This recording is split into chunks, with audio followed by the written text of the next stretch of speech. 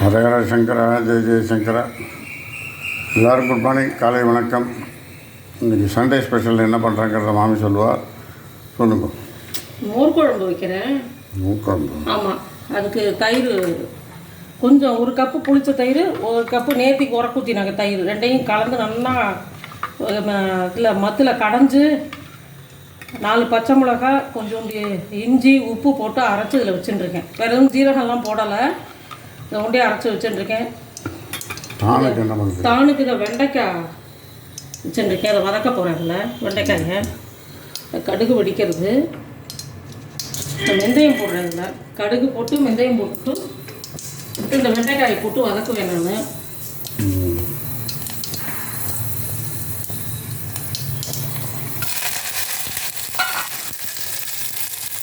வெண்டைக்காய் நல்லா வதங்கினோம்னா மோரை ஊற்றினா போடணும்னா ஊற்றணும்.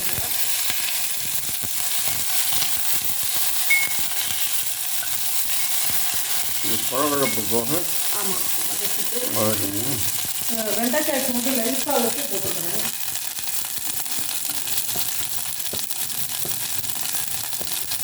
கருக்க வருதா? வருத்தமா?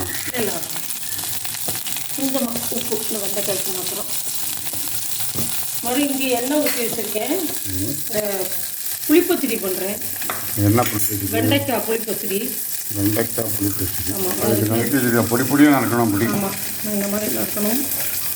கறிக்கு நறுக்கிற மாதிரி நறுக்கக்கூடாது, இது மாதிரி நறுக்கணும். பொடியாக நறுக்கணும். உங்களுக்கு புளிப்பச்சடி பண்ணுறாங்க. பச்சை மிளகா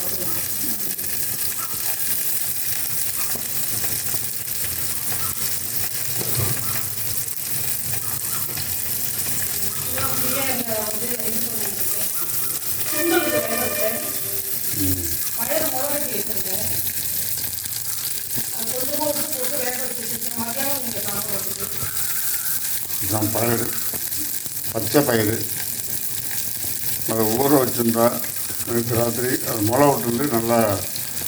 இது உடம்புக்கு ரொம்ப நல்லது, ப்ரோட்டீன்ஸ் நிறையா இருக்குது.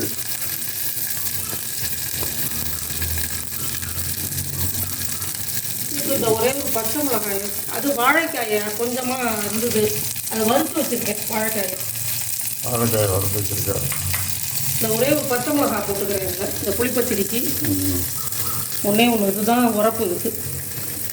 நான் கொஞ்சமாக கடுகு போடுறேன். இதில் கடுகு வெடித்தோன்னா இந்த உளுத்தம் பருப்பும் கட்டி பெருங்காயம் இருக்கு பாருங்கள், இதை போடுறேன். வடிகட்டும். இதுக்கு தேவையான புளி, உப்பு, மஞ்சத்தூள் இதை வரிசையாக போடுவேன். புளி கரைச்சி வச்சுருக்கேன். இந்த இதுக்கு இதில் பாதி புளி கரைச்சி வச்சுருக்கேன். பார்த்துட்டு பாதி ஊற்றிட்டு வேணும்னா இன்னும் கொஞ்சம் ஊற்றிப்பேன். புளி பச்சடிக்கு உப்பு, பெருங்காயமா? உப்பு, உளுத்தம் பருப்பு, இது பெருங்காயம், இது உப்பு, இது மஞ்சத்தூள். கடுகு வெடித்தோம்னா பாக்கி அதுக்குள்ளே அது வதங்கட்டும். மோர் குழம்பு வதங்கிட்டு. ஆமாம்,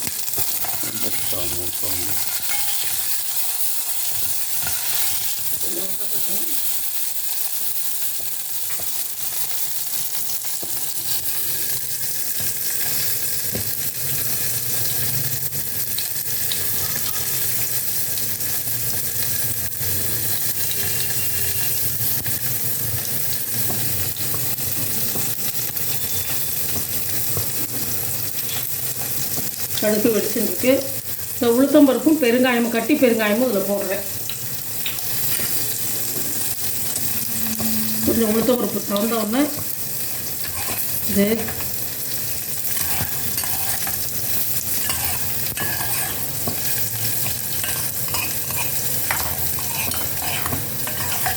பெருங்காயமும் பொரிஞ்சு கொடுத்து பாருங்கள். எண்ணெயிலே பொரிஞ்சதுன்னா ஈஸியாக கரைஞ்சிரும். புளி பச்சடி கொதிக்க விட்றச்சு.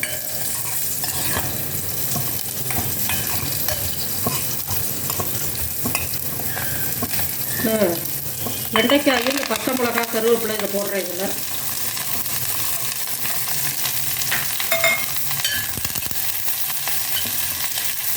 கொஞ்சம் வதங்க போகுது.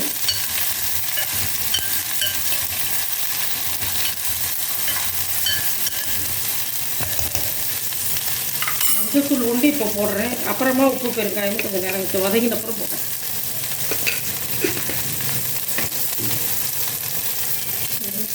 இங்கே வெண்டைக்காய் வதங்கிருக்கு.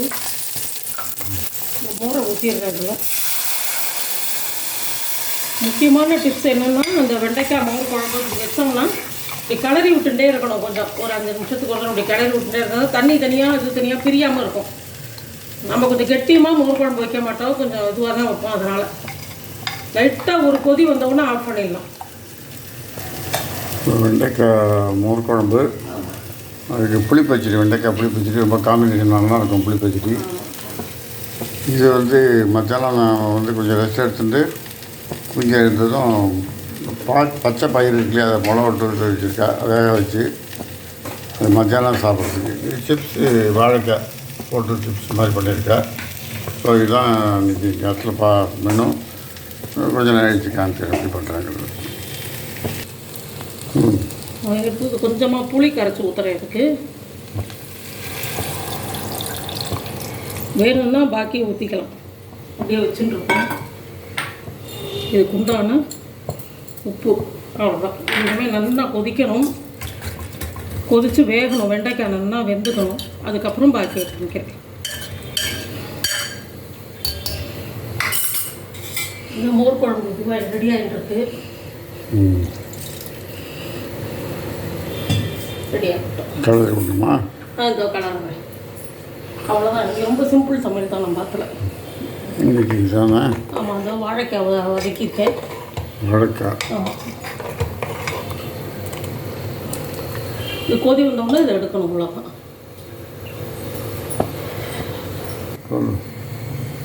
இந்த லைட்டாக கொதி வருது பாருங்க, இப்போ ஆஃப் பண்ணிடலாம். மோர் குழம்பு நல்லா வாசனையாக இருக்கும் உங்களுக்கு. ஒரு கொதி விட்டு இறக்கணும். ஆமாம். இந்த நேரம் ஆக ஆக கெட்டியும் ஆகிடும். அதனால தான் தண்ணியாக வச்சுக்கிறது.